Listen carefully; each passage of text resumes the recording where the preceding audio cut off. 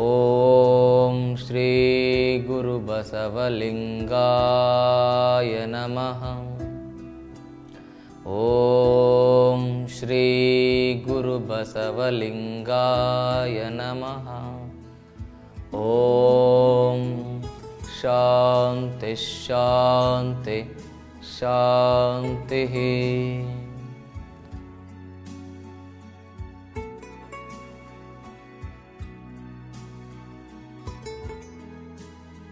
ಸರ್ವರಿಗೂ ಅನಂತ ಶರಣಾರ್ಥಿಗಳು. ನಾನು ನಿಮ್ಮ ಯೋಗ ಗುರು ವೈದ್ಯ ಶ್ರೀ ಚನ್ನಬಸವಣ್ಣ, ಟಾಟಾ ನಗರ, ಬೆಂಗಳೂರು. ಸರ್ವ ವ್ಯಾಧಿಗಳಿಗೂ ಇಲ್ಲಿದೆ ಸುಲಭ ಹಾಗೂ ಯೋಗ ಸೂತ್ರ. ಇದುವೇ ಯೋಗ ಸೂತ್ರ ಕಾರ್ಯಕ್ರಮ. ಇವತ್ತಿನ ಈ ಸಂಚಿಕೆಯಲ್ಲಿ ನಾನು ನಿಮಗೆ ಮಲಗಿಕೊಂಡು ಥೈರಾಯ್ಡ್ ಸಮಸ್ಯೆಗಾಗಿ ಯಾವೆಲ್ಲ ಆಸನಗಳನ್ನ ಮಾಡಬಹುದು ಅನ್ನೋದ್ರ ಬಗ್ಗೆ ಹೇಳ್ತೇನೆ. ಮುಖ್ಯವಾಗಿ ಮೊದಲನೇದಾಗಿ ಥೈರಾಯ್ಡ್ ಸಮಸ್ಯೆ ಬಂದಿದೆ ಅಂತ ಹೇಳಿದರೆ ನಾವು ತಿಳ್ಕೊಳ್ಬೇಕಾಗಿರ್ತಕ್ಕಂಥ ಒಂದೇ ಒಂದು ಸತ್ಯ ಯಾವುದು ಅಂತ ಹೇಳಿದರೆ, ಥೈರಾಯ್ಡ್ ಅಂತಕ್ಕಂಥದ್ದು ಇದು ಡಿಸೀಸ್ ಅಲ್ಲ, ಇದು ಡಿಸ್ಆರ್ಡರ್ ಅಂತ ತಿಳ್ಕೊಬೇಕು. Thyroid it is not a disease, it is disorder ಅಂತ ತಿಳ್ಕೊಬೇಕು. ಥೈರಾಯ್ಡ್ ಸಮಸ್ಯೆ ಯಾಕೆ ಬರುತ್ತೆ ಅಂತ ಹೇಳಿದ್ರೆ ಪ್ರಮುಖವಾಗಿ ನಮ್ಮ ಜೀವನ ಶೈಲಿಯಿಂದ ಬರ್ತದೆ. ನಮ್ಮ ಜೀವನ ಶೈಲಿ ಹೆಂಗಿರ್ತದೆ ಅಂತ ಹೇಳಿದ್ರೆ ಅತಿಯಾಗಿ ನಿದ್ರೆ ಮಾಡೋದು, ಇಲ್ಲ ಅಂತ ಹೇಳಿದ್ರೆ ನಿದ್ರೆ ಇಲ್ಲದೆ ಇರೋದು, ಸಮಯಕ್ಕೆ ಸರಿಯಾಗಿ ನಿದ್ರೆ ಮಾಡದೇ ಇರೋದು. ಈ ಮೂರು ಸಮಸ್ಯೆಯಿಂದ ಥೈರಾಯ್ಡ್ ಸಮಸ್ಯೆ ಬರ್ತದೆ. ಮೊದಲನೇದು. ಎರಡನೇದು ಏನಂತ ಹೇಳಿದ್ರೆ ಅತಿಯಾಗಿ ಜಂಕ್ ಫುಡ್ ತಿನ್ನೋದ್ರಿಂದ ಥೈರಾಯ್ಡ್ ಸಮಸ್ಯೆ ಬರ್ತದೆ. ಪಿಜ್ಜಾ, ಬರ್ಗರ್, ಅದು ಇದು ಹಾಳು ಮೂಳೆ ಎಲ್ಲ ತಿಂತಿರಲ್ಲ, ಅದರಿಂದನೂ ಬರ್ತದೆ. ಮೂರನೇದು ಥೈರಾಯ್ಡ್ ಸಮಸ್ಯೆ ಬರಲಿಕ್ಕೆ ಮುಖ್ಯವಾಗಿರ್ತಕ್ಕಂಥ ಕಾರಣ ಯಾವುದು ಅಂತ ಹೇಳಿದ್ರೆ ನಾವು ತಿಂತಕ್ಕಂಥ ಉಪ್ಪು. ಈ ಉಪ್ಪನ್ನು ತಿಂತಾ ಇರ್ತಕ್ಕಂಥದ್ರಿಂದ ಥೈರಾಯ್ಡ್ ಸಮಸ್ಯೆ ಬರುತ್ತೆ. ಯಾವ ಉಪ್ಪನ್ನು ತಿಂತಾ ಇದ್ದು ನಾವು? ಅಯೋಡಿನ್ ಉಪ್ಪನ್ನು ತಿನ್ನು ಅಂತ ಹೇಳ್ತಾ ಇದ್ದಾರೆ ನಮ್ಮ ಜನಗಳೆಲ್ಲ. ಅಯೋಡಿನ್ ಉಪ್ಪು ತಿನ್ನೋದ್ರಿಂದನೇ ಥೈರಾಯ್ಡ್ ಸಮಸ್ಯೆ ಬರೋದು. ಮೊದಲಿದನ್ನು ಅರ್ಥ ಮಾಡ್ಕೋಬೇಕಾಗಿರ್ತಕ್ಕಂಥದ್ದು. ಈ ಥೈರಾಯ್ಡ್ ಸಮಸ್ಯೆ ಬರಲಿಕ್ಕೆ ಉಪ್ಪು ಯಾಕೆ ಕಾರಣ ಅಂತ ಹೇಳಿದ್ರೆ ಉಪ್ಪಿನಲ್ಲಿ ಎರಡು ಭಯಂಕರವಾಗಿರ್ತಕ್ಕಂಥ ಕೆಮಿಕಲ್ಸ್ಗಳಿರ್ತವೆ. ಒಂದು ಅಲ್ಯೂಮಿನಿಯಂ ಸಿಲಿಕೇಟ್, ಇನ್ನೊಂದು ಪೊಟ್ಯಾಷಿಯಂ ಅಯೋಡಿನ್ ಅಂತಕ್ಕಂಥದ್ದು. ಈ ಎರಡೂ ಕೆಮಿಕಲ್ಸ್ಗಳು ಏನು ಮಾಡ್ತವೆ ಅಂತ ಹೇಳಿದರೆ ನಮ್ಮ ಥೈರಾಯ್ಡ್ ಗ್ರಂಥಿ ಅಷ್ಟೇ ಅಲ್ಲ, ಇಡೀ ನಮ್ಮ ಶರೀರವನ್ನೇ ಹಾಳು ಮಾಡುತ್ತೆ. ಅದಕ್ಕೆ ಯಾವುದೇ ಸಮಸ್ಯೆಗಳಿಗೂ ನಾವು ಎಡೆಗೊಡದೆ ನಿಧಾನವಾಗಿ ನಮ್ಮ ಶರೀರವನ್ನು ಸರಿ ಮಾಡ್ಕೋಬೇಕಂತೇಳಿದ್ರೆ ನಮ್ಮ ಉಪ್ಪು ಯಾವ ರೀತಿ ಆಗಿದೆ ಅಂತಕ್ಕಂಥದ್ರ ಬಗ್ಗೆ ನಾವು ಗಮನವನ್ನು ಹರಿಸಬೇಕು. ಮೊದಲನೇದು, ಈ ಅಯೋಡಿನ್ ಯುಕ್ತ ಉಪ್ಪನ್ನು ನಾವು ಮನೆಯಿಂದ ಹೊರಗಡೆ ಹಾಕಬೇಕು. ನಂತರ ಮಾಡಬೇಕಾಗಿರ್ತಕ್ಕಂಥದ್ದು ಏನಂತೇಳಿದ್ರೆ ಸೈಂಧವ ಲವಣ ಅಂತ ಬರುತ್ತೆ, ಅದನ್ನು ಉಪಯೋಗಿಸ್ಲಿಕ್ಕೆ ಶುರು ಮಾಡಬೇಕು. ಅದನ್ನು ಉಪಯೋಗಿಸ್ಲಿಕ್ಕೆ ಶುರು ಮಾಡಿದ್ರೆ ಏನಾಗುತ್ತೆ, ಥೈರಾಯ್ಡ್ ಸಮಸ್ಯೆ ತಂತಾನೆ ಕಡಿಮೆ ಆಗ್ತಾ ಬರುತ್ತೆ. ಈ T3, T4, TSH ಹಾರ್ಮೋನ್ ಸರಿಯಾಗಿ ಉತ್ಪತ್ತಿ ಆಗುತ್ತೆ. ಮತ್ತು ಥೈರಾಯ್ಡ್ ಸಮಸ್ಯೆ ಇರತಕ್ಕಂಥವ್ರು ಈ ಕ್ಯಾಬೇಜ್ ಆಗಿರ್ಬೋದು, ಈ ಹೂಕೋಸು ಆಗಿರ್ಬೋದು, ಬದನೆಕಾಯಿ ಆಗಿರ್ಬೋದು, ಈ ಹೂಕೋಸಂತೂ ತಿನ್ನಲೇಬಾರ್ದು ಥೈರಾಯ್ಡ್ ಸಮಸ್ಯೆ ಇರತಕ್ಕಂಥವ್ರು.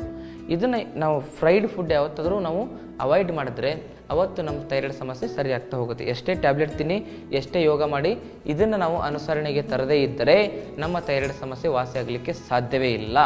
ಅದಕ್ಕೆ ಮೊದಲನೇದು ನಾನು ಹೇಳ್ತಾ ಇರೋದು ಏನಂತಂದರೆ, ಮೊದಲನೇದು ಉಪ್ಪನ್ನು ಚೇಂಜ್ ಮಾಡ್ಕೊಳ್ಳಿ, ಸೈಂಧವ ಲವಣವನ್ನು ತೆಗೆದುಕೊಂಡು ಬನ್ನಿ. ಎರಡನೇದು, ಥೈರಾಯ್ಡ್ ಸಮಸ್ಯೆ ಇರತಕ್ಕಂಥವ್ರು ಟೀ, ಕಾಫಿ, ಮಾಂಸಾಹಾರವನ್ನು ಸಂಪೂರ್ಣವಾಗಿ ನಿಲ್ಲಿಸಿದರೆ ಮಾತ್ರ ಥೈರಾಯ್ಡ್ ಸಮಸ್ಯೆ ವಾಸಿಯಾಗುತ್ತೆ. ಟೀ, ಕಾಫಿ ಬದಲು ಏನು ತೊಗೊಳ್ಬೇಕು ಅಂತ ಹೇಳಿದ್ರೆ ಈ ಧನಿಯಾ ಅಂತ ಬರ್ತದೆ ನೋಡಿ, ಧನಿಯಾ, ಅದಕ್ಕೆ ಕೊತ್ತಂಬರಿ ಕಾಳು ಅಂತ ಹೇಳ್ತಾರೆ. ಉತ್ತರ ಕರ್ನಾಟಕದಲ್ಲಿ ಅದಕ್ಕೆ ಹವೀಜ ಅಂತ ಹೇಳ್ತಾರೆ. ಈ ಧನಿಯಾ ಅಂತ ಬರ್ತದಲ್ಲ, ಆ ಧನಿಯಾನ ಏನು ಮಾಡಬೇಕು, ಪೌಡ್ರ್ ಮಾಡಬೇಕು, ಅದನ್ನು ಚೆನ್ನಾಗಿ ಕಷಾಯ ಮಾಡಬೇಕು. ಕಷಾಯ ಮಾಡಿ ಪ್ರತಿದಿನ ಬೆಳಗ್ಗೆ ಸಾಯಂಕಾಲ ಖಾಲಿ ಹೊಟ್ಟೆಯಲ್ಲಿ ಅದನ್ನು ಕುಡಿದರೆ ಥೈರಾಯ್ಡ್ ಸಮಸ್ಯೆ 100ಕ್ಕೆ 100 ವಾಸಿಯಾಗುತ್ತೆ. ಈಗ ಥೈರಾಯ್ಡ್ ಸಮಸ್ಯೆಗಾಗಿ ಮಲಗಿಕೊಂಡು ಏನೆಲ್ಲ ಆಸನಗಳನ್ನ ಮಾಡಬೇಕು ಅಂತಕ್ಕಂಥದ್ದನ್ನು ನೋಡೋಣ ಬನ್ನಿ. ಮೊದಲನೇ ನಾವೇನು ಮಾಡಬೇಕು, ವಜ್ರಾಸನದಲ್ಲಿ ಕೂತ್ಕೋಬೇಕು. ವಜ್ರಾಸನದಲ್ಲಿ ಕೂತ್ಕೊಂಡು ಏನು ಮಾಡ್ಬೇಕಂತ ಹೇಳಿದ್ರೆ ನಿಧಾನವಾಗಿ ಮಲ್ಕೋಬೇಕು. ಇದಕ್ಕೆ ಸೂಕ್ತ ವಜ್ರಾಸನ ಅಂತ ಹೇಳ್ತಾರೆ. ಹೀಗೆ ಮಲ್ಕೋಬೇಕು. ಹೀಗೆ ಮಲ್ಕೊಂಡ್ಮೇಲೆ ಸ್ವಲ್ಪ ನಿಮ್ಮ ಕತ್ತನ್ನು ಮೇಲೆತ್ತಿ, ಕತ್ತಿನ ಭಾಗವನ್ನು ಗಮನಿಸ್ತಾ ಹೋಗಿ. ವಾಪಸ್ ಬನ್ನಿ. ದೀರ್ಘವಾಗಿ ಉಸಿರಾಡಿ.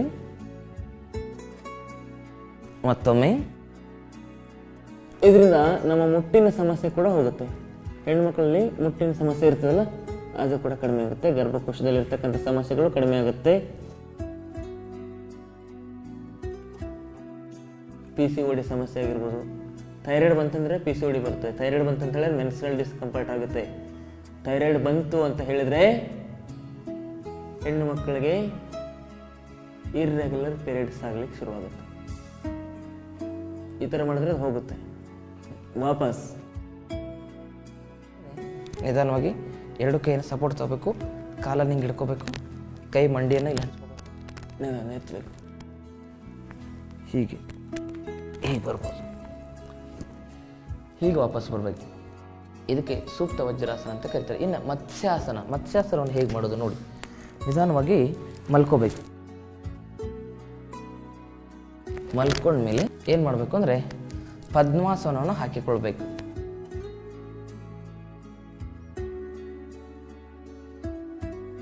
ಪದ್ಮಾಸನ ಹಾಕಿಕೊಂಡ್ರಲ್ಲ, ಕಾಲನ್ನು ಕೆಳಗಡೆ ಸ್ಪರ್ಶ ಮಾಡಬೇಕು.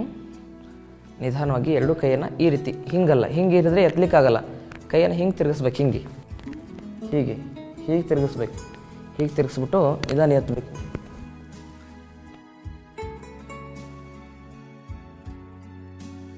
ವಾಪಸ್ ಬನ್ನಿ. ಜೋರಾಗಿ ಎತ್ತಬೇಕು. ನಿಮ್ಮ ಕತ್ತನ್ನು ಸ್ವಲ್ಪ ಇಲ್ಲಿ ಸ್ಟ್ರೆಚ್ ಆಗಬೇಕು, ಈ ಭಾಗದಲ್ಲಿ ಹೀಗೆ.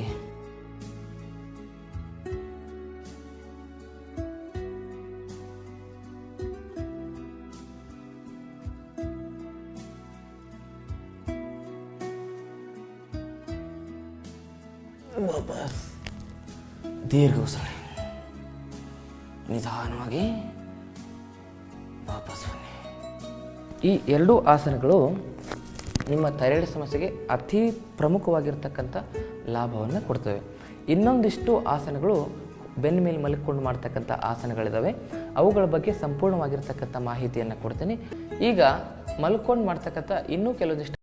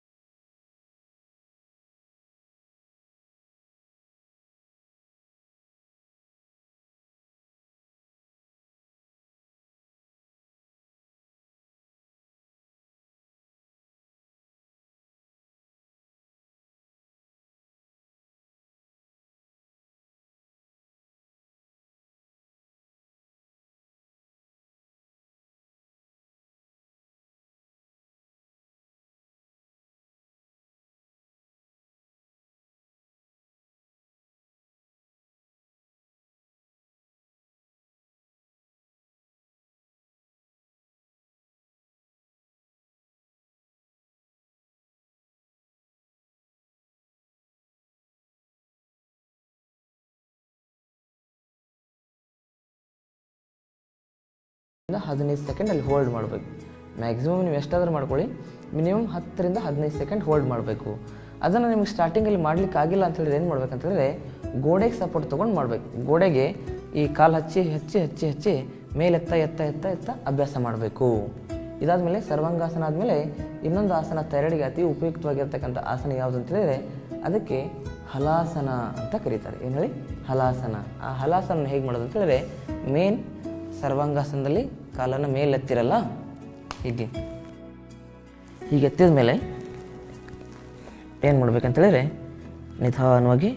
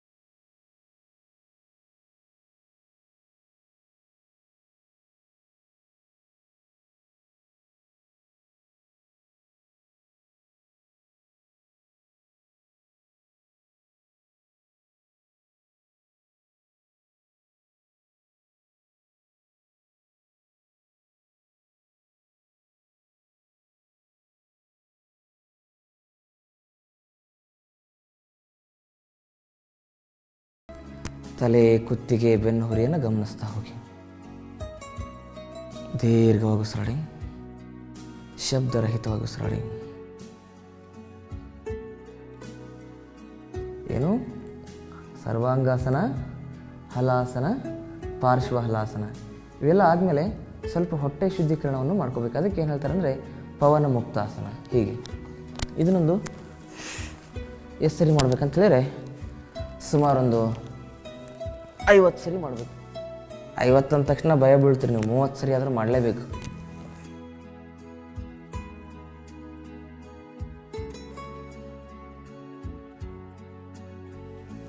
ಉಸಿರು ಬಿಡ್ತಾ ಮುಂದೆ, ಉಸಿರು ತೆಗೆದುಕೊಳ್ತಾ ಹಿಂದೆ. 30 ಸರಿ ಒಂದೊಂದು ಕಾಲಿಂದ, 30 ಸರಿ 2 ಕಾಲಿಂದ.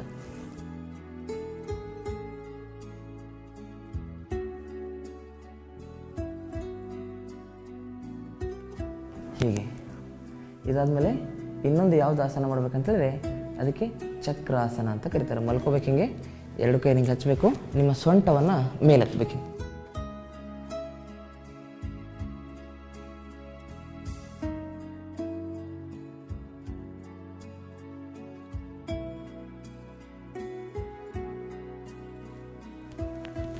ವಾಪಸ್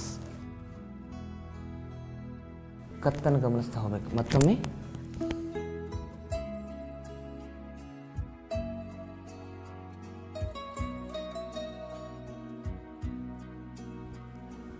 ವಾಪಸ್ ರಿಲ್ಯಾಕ್ಸ್. ದೀರ್ಘವಾಗಿ ಉಸಿರಾಡಿ, ಶಬ್ದರಹಿತವಾಗಿ ಉಸಿರಾಡಿ, ನಿಧಾನವಾಗಿ ಎದ್ದೇಳಬೇಕು. ಇವಿಷ್ಟೆಲ್ಲ ಆಸನಗಳಿದಾವಲ್ಲ, ಇವು ಥೈರಾಯ್ಡ್ ಸಮಸ್ಯೆಗೆ ಅತಿ ಉಪಯೋಗಕಾರಿಯಾಗಿ ಕೆಲಸವನ್ನು ಮಾಡ್ತವೆ. ಹಾಗಾಗಿ ಥೈರಾಯ್ಡ್ ಸಮಸ್ಯೆಗೆ ಇನ್ನೂ ಕೆಲವೊಂದಿಷ್ಟು ಮಲ್ಕೊಂಡು ಅಂದರೆ ಹೊಟ್ಟೆ ಮೇಲೆ ಮಲ್ಕೊಂಡು ಮಾಡ್ತಕ್ಕಂಥ ಒಂದು 2 ಆಸನ ಇದೆ. ಅದಾದಮೇಲೆ ಪ್ರಾಣಾಯಾಮ ಮಾಡಬೇಕು. ವಿರಾಮದ ನಂತರ ಅದರ ಬಗ್ಗೆ ಸಂಪೂರ್ಣವಾಗಿರ್ತಕ್ಕಂಥ ಮಾಹಿತಿಯನ್ನು ಕೊಡ್ತೇನೆ ಅಂತ ಹೇಳ್ತಾ ಈಗ ಒಂದು ಚಿಕ್ಕ ವಿರಾಮವನ್ನು ತೆಗೆದುಕೊಂಡು ಬರೋಣ.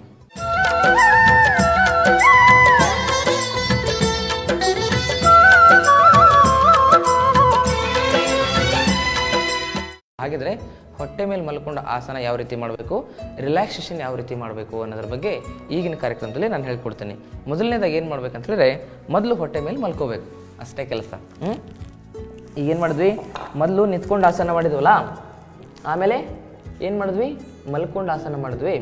ಅದಾದಮೇಲೆ ಇವಾಗ ಏನು ಮಾಡಬೇಕು, ಕುತ್ಕೊಂಡು ಆಸನ ಮಾಡಿದ್ವಿ. ನಿಂತ್ಕೊಂಡಾದ್ಮೇಲೆ ಏನು ಮಾಡಿದ್ವಿ, ಮಾಡಿದ್ವಿ. ಮಲ್ಕೊಂಡಾದ್ಮೇಲೆ ಇವಾಗ ಹೊಟ್ಟೆ ಮೇಲೆ ಮಲ್ಕೊಂಡು ಏನು ಆಸನ ಮಾಡಬೇಕು ಅನ್ನೋದನ್ನು ನೋಡಬೇಕು. ಹೀಗೆ ಮಲ್ಕೊಂಡ್ಮೇಲೆ ಏನು ಮಾಡ್ಬೇಕು ನಾವು ಅಂತೇಳಿದ್ರೆ 2 ಕಾಲನ್ನು ಸೇರಿಸ್ಕೋಬೇಕು. ಸೇರಿಸ್ಕೊಂಡು ಈ 2 ಕೈಗಳನ್ನು ಎದೆಯ ಅಕ್ಕಪಕ್ಕ ಇಟ್ಕೋಬೇಕು. ಎದೆಯ ಅಕ್ಕಪಕ್ಕ ಇಟ್ಕೊಂಡ್ಮೇಲೆ ಏನು ಮಾಡಬೇಕು, ನಿಧಾನವಾಗಿ ಉಸಿರು ತೆಗೆದುಕೊಳ್ತಾ ನಿಮ್ಮ ಕತ್ತನ್ನು ಮೇಲೆತ್ತಬೇಕು. ಮೇಲೆ ನೋಡಬೇಕು. ಭುಜಂಗಾಸನ.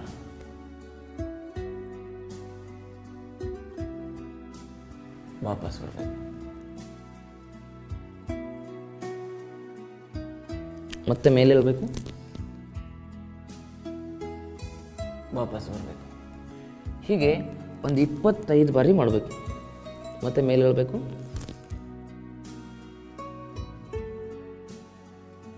ವಾಪಸ್ ಬರಬೇಕು. ಇದಾದ್ಮೇಲೆ ನಿಧಾನವಾಗಿ ಏನು ಮಾಡಬೇಕು, ನಿಮ್ಮ ದೇಹವನ್ನು ನಿಧಾನ ಮೇಲೆ ಎತ್ತಬೇಕು. ಹೊಟ್ಟೆ ಮೇಲಿಂದ ನಿಧಾನವಾಗಿ ನಿಮ್ಮ ಎಡಗಾಲನ್ನು ಮುಂದೆ ತೆಗೆದುಕೊಂಡ್ಬರ್ಬೇಕು.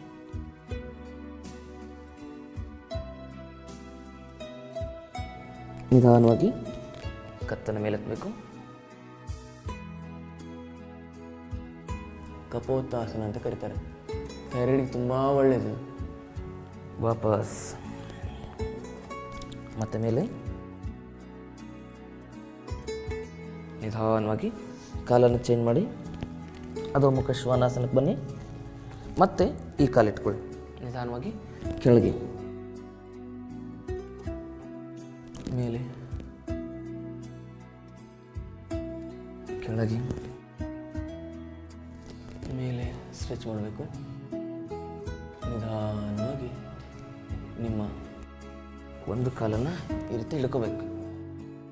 ರಾಜಕಪೋತ್ತಾಸನ ಟಚ್ ಮಾಡ್ಕೊಳ್ಳಿ ಪ್ರಯತ್ನ. ವಾಪಸ್.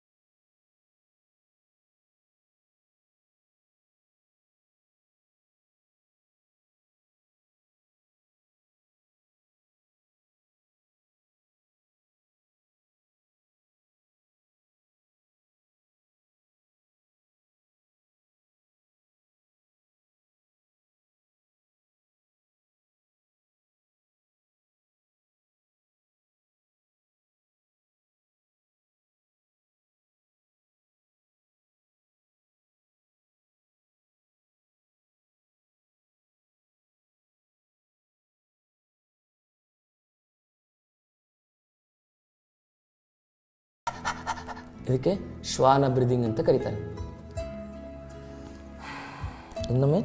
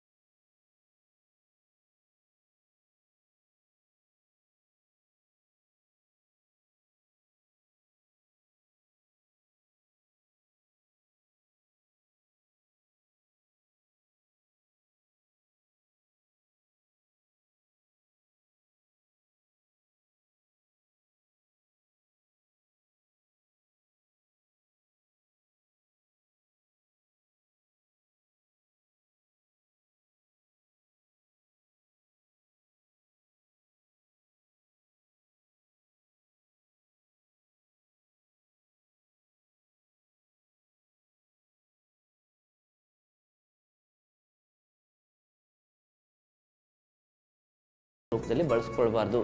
ತಾಯಿ ತಾಯಿ ರೂಪದಲ್ಲಿದ್ದಾಗ ಈ ಥರ ಸಮಸ್ಯೆಗಳು ಯಾವತ್ತೂ ಬರಲ್ಲ. ಇವಾಗಿನ ಹೆಣ್ಮಕ್ಳು ತಾಯಿ ರೂಪವನ್ನು ಬಿಟ್ಟು ಯಾವುದ್ಯಾವುದೋ ರೂಪವನ್ನು ತಾಳಿದ್ದಾರೆ. ಅದಕ್ಕೋಸ್ಕರ ಈ ಥೈರಾಯ್ಡ್ ಸಮಸ್ಯೆ, ಈ BP ಸಮಸ್ಯೆ, ಈ ಅರ್ಥರೈಟಿಸ್ ಸಮಸ್ಯೆ, ಈ ಮುಟ್ಟಿನ ಸಮಸ್ಯೆಗಳು ಬರ್ತಾ ಇರತಕ್ಕಂಥದ್ದು. ಅದಕ್ಕೆ ಮಲಗಿಕೊಂಡು ಈ ಎಲ್ಲ ಆಸನಗಳನ್ನ ಅಭ್ಯಾಸ ಮಾಡಬೇಕು. ಈ ಎಲ್ಲ ಆಸನಗಳನ್ನ ಅಭ್ಯಾಸ ಮಾಡಿದ ಮೇಲೆ ಏನು ಮಾಡಬೇಕಂತಂದರೆ, ಸಿಂಪಲ್ಲಾಗಿ ಮಕರಾಸನದಲ್ಲಿ ವಿಶ್ರಾಂತಿಯನ್ನು ಮಾಡಬೇಕು.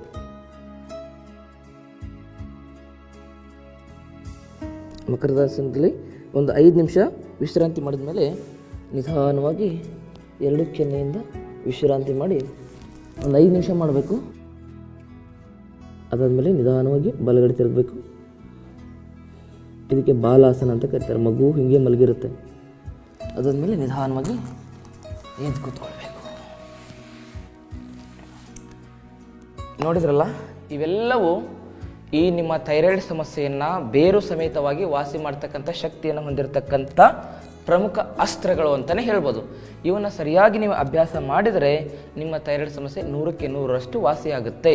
ಇನ್ನು ನಾಳಿನ ಕಾರ್ಯಕ್ರಮದಲ್ಲಿ ನಿಮಗೆ ನಾನು ಥೈರಾಯ್ಡ್ ಸಮಸ್ಯೆಗಾಗಿ ಏನೆಲ್ಲ ಮತ್ತು ಮನೆ ಮದ್ದುಗಳನ್ನು ಮಾಡ್ಕೋಬೋದು, ಎಕ್ಯುಪ್ರೆಷರ್ ಚಿಕಿತ್ಸೆಯನ್ನು ಹೇಗೆ ಮಾಡ್ಕೋಬೇಕು, ಮತ್ತು ಈ ಥೈರಾಯ್ಡ್ ಸಮಸ್ಯೆಗೆ ಯಾವೆಲ್ಲ ಪ್ರಾಣಾಯಾಮಗಳನ್ನ ಮಾಡಬೇಕು ಅಂತಕ್ಕಂಥದ್ರ ಸಂಪೂರ್ಣವಾಗಿರ್ತಕ್ಕಂಥ ಮಾಹಿತಿಯನ್ನು ಕೊಡ್ತೇನೆ. ಅಲ್ಲಿವರೆಗೂ ತಮ್ಮೆಲ್ಲರಿಗೂ ಶರಣಾರ್ಥಿಗಳು. ಯಾರ ಕಂಠ ಶುದ್ಧಿ ಇರುತ್ತೆ ಅವ್ರ ಮಾತಿನಲ್ಲಿ ದಮ್ಮಿರುತ್ತೆ. 4 ಗಂಟೆಯಿಂದ 5 ಗಂಟೆ ಒಳಗಡೆ ಯಾರು ಎದ್ದೇಳ್ತಾರೋ ಅವ್ರ ಜೀವನದಲ್ಲಿ ಎದ್ದೇಳ್ತಾರೆ. ಯಾವಾಗ ನಾವು ಬಳೆ ಹಾಕ್ಕೊಳ್ತೇವೆ ಅವಾಗ ಏನಾಗುತ್ತೆ, ನಮ್ಮ ಗರ್ಭಕೋಶ ಚೆನ್ನಾಗಿರುತ್ತೆ. ಎಲ್ಲಿ ಏಕಾಗ್ರತೆ ಇರಬೇಕು, ಎಲ್ಲಿ ಸಮಸ್ಯೆ ಇದೆ ಅಲ್ಲೇ ಏಕಾಗ್ರತೆ ಇರಬೇಕು.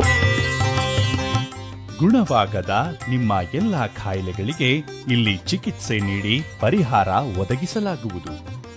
ಯೋಗ ನಿಸರ್ಗ ಚಿಕಿತ್ಸೆ ಹಾಗೂ ಆಯುರ್ವೇದ ಚಿಕಿತ್ಸಾ ತರಬೇತಿಗಾಗಿ ಸಂಪರ್ಕಿಸಿ ವೈದ್ಯ ಶ್ರೀ ಚನ್ನಬಸವಣ್ಣ, ಶ್ರೀ ಗಂಗಾ ಯೋಗ ನಿಸರ್ಗ ಚಿಕಿತ್ಸಾ ಹಾಗೂ ಆಯುರ್ವೇದ ಸಂಶೋಧನಾ ಕೇಂದ್ರ, ನಂಬರ್ 13, 6ನೇ ಮುಖ್ಯ ರಸ್ತೆ, ಟಾಟಾ ನಗರ ವೃತ್ತ, ಬಾಲಾಜಿ ಲೇಔಟ್, ಸಹಕಾರ ನಗರದ ಹತ್ತಿರ, ಕೊಡುಗೆಹಳ್ಳಿ ಮುಖ್ಯ ರಸ್ತೆ, ಬೆಂಗಳೂರು 560094. ದೂರವಾಣಿ ಸಂಖ್ಯೆ 9980277973 ಅಥವಾ 7337618850.